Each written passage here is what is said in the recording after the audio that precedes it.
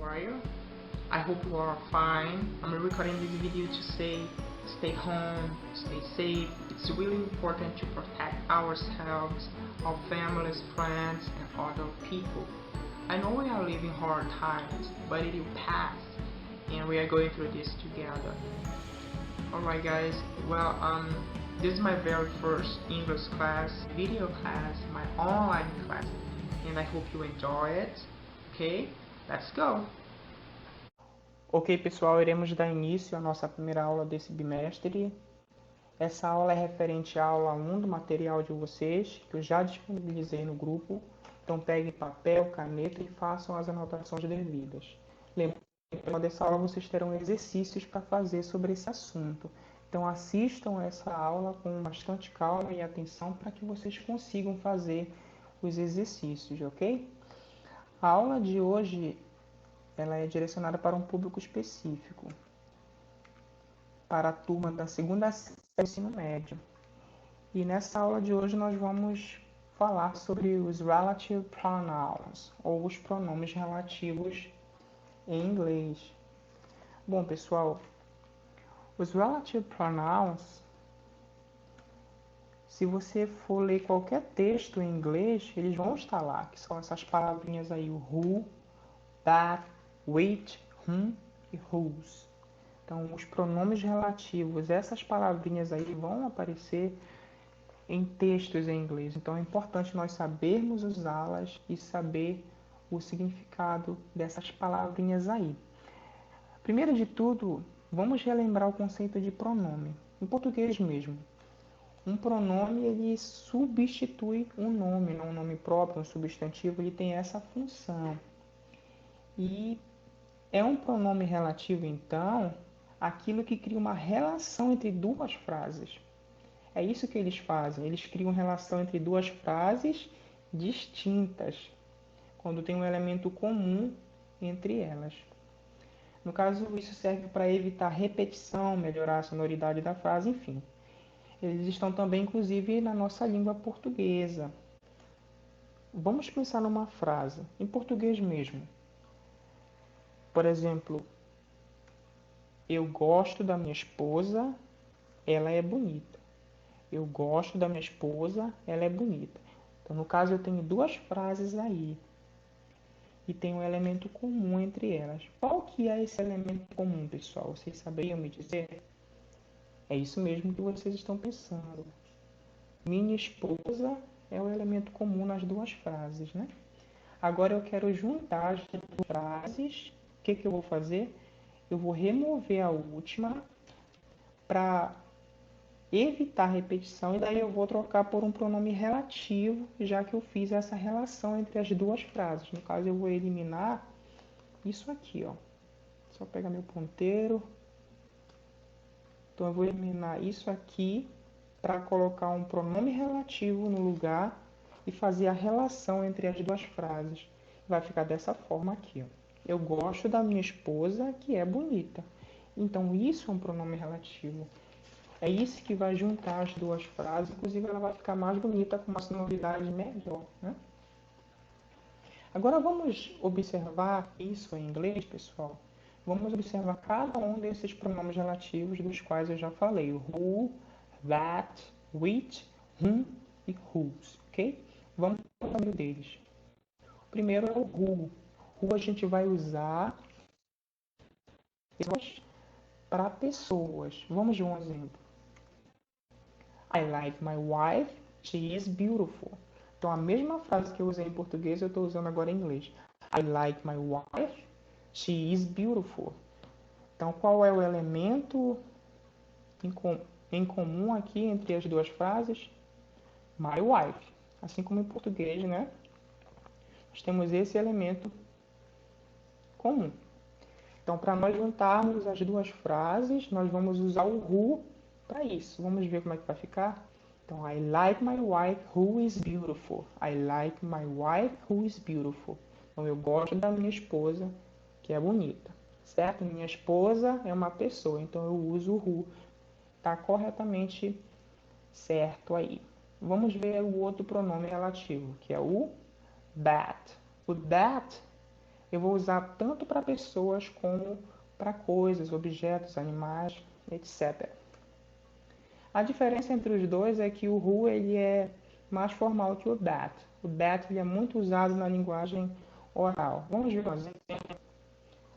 I like my wife, she's beautiful. A mesma frase. E nessa mesma frase eu posso usar o that. Olha só. Então, I like my wife, that is beautiful. I like my wife, that is beautiful. Então, eu posso usar tanto o I like my wife who is beautiful, como o I like my wife, that is beautiful. Ok? Beleza, pessoal? Vamos ver mais um. Próximo é o with. O with, diferente do pronome relativo that, a gente vai usar apenas com coisas, objetos, né? Vamos observar a frase. I drive this car is blue. I drive this car is blue. Qual é o elemento comum entre as duas frases? Isso mesmo, pessoal. É o this car. This car é o elemento comum nas duas frases. Então, eu vou juntar com o pronome relativo with. Vai ficar dessa forma. I drive this car, which is blue.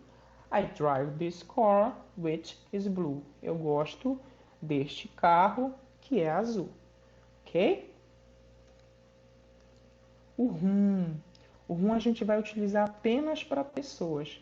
Só que no caso do whom, a gente vai usá-lo quando houver uma preposição antecedente ou uma preposição na frase, ou quando a palavra que vier depois dele for um pronome pessoal, como no caso do you, ou pessoas, alguém, né? No caso aqui, ó, tem um pronome pessoal logo depois do pronome relativo whom. Então, eu posso corretamente usar o whom aqui na frase. Então, the woman whom you called is my sister. The woman whom you called is my sister. Então, a mulher para quem você ligou é minha irmã. Só que nesse caso aqui, pessoal, o whom não poderia ser usado. Vocês sabem me dizer o porquê? Consegue identificar o erro? Se eu usasse o whom aqui nessa frase, que é muito parecida à frase de cima, só que não é a mesma, estaria errado. No caso aqui, eu poderia usar o whom, o who, desculpem, ou that, mas não poderíamos usar o whom. Por quê? Porque a palavra que vem depois é called, é um verbo. Então, se é um verbo, percebam que aqui em cima nós temos you, que é um pronome pessoal, logo após o pronome relativo whom. Só que aqui embaixo não existe esse pronome pessoal, nem alguém, nem ninguém. É um verbo, o verbo called. Então, eu não posso usar whom nesse caso aqui, porque estaria errado gramaticalmente, certo? Mas eu poderia muito bem usar o who e o that, que se encaixaria perfeitamente aqui. Ó. The woman who called is my sister. Ou the woman that called is my sister. Ok? A diferença aqui é que o who, como eu já falei anteriormente, ele é mais formal. Ele é mais formal que that. Certo? Beleza? Então vamos continuar. Por último, nós temos whose. Whose, ele é usado somente com pessoas, indicando posse. Ele é usado somente para pessoas, indicando posse. Vamos ver uma frase que vai nos ajudar. Por exemplo, a frase I have a friend, his parents are rich. I have a friend, his parents are rich. Eu tenho um amigo, os pais dele são ricos. O elemento comum nessa frase aí é um pouco mais difícil de notar, mas o elemento comum das duas frases é friend. Olha só. Friend é o meu elemento comum nessa frase. Só marcar aqui para vocês perceberem. Friend, olha só. Dele, né? Só que observe que na segunda frase, esse meu amigo ele traz uma ideia de posse atrelada a ele, né? Porque eu não estou falando simplesmente dele, eu estou falando dos pais dele na segunda frase. Então, quando eu tenho essa ideia de posse atrelada, eu não posso usar simplesmente o who ou that, ok? Eu tenho que usar o whose nesse caso aqui. Então ficaria dessa forma aqui. I have a friend whose parents are rich. I have a friend whose parents are rich. Então, olha só, eu tenho um amigo cujos pais são ricos. Eu tenho um amigo cujos pais são ricos. Então, a melhor tradução para o whose indicando posse é o cujo. É porque a gente não tem muito costume de usar na nossa língua portuguesa. Mas o whose ele é muito utilizado na linguagem falada da língua inglesa, certo? E percebam que sempre o whose, assim como o português também, uh, é usado entre dois substantivos. Olha só, friend, parents, são substantivos. Então, indicando essa posse, aí eu vou usar o whose. Então, I have a friend whose parents are rich. Eu tenho um amigo cujos pais são ricos. Beleza, pessoal? Então, ok, pessoal, vamos recapitular tudo que nós aprendemos até aqui sobre os relative pronouns, certo? Então, quando eu estiver me referindo a pessoas, eu vou usar o who e o that, certo? Significando quem, que, dependendo do contexto, né? O whom eu vou usar também para me referir às pessoas, né? A pessoas, significando quem, a quem, para quem, que. Whose, indicando posse também, me referindo a pessoas, significa cujo, cuja, cujos, cujas.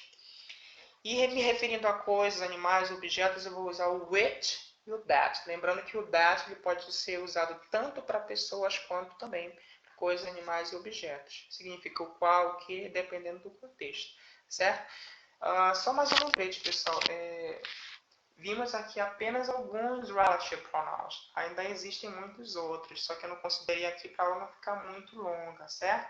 Mas esses são os principais e são muito usados em textos, como eu já falei no início da aula, certo?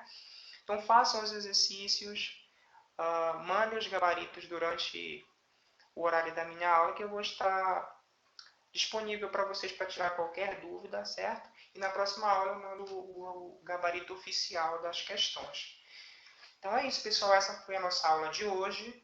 Thank you for watching and see you next class. Bye bye.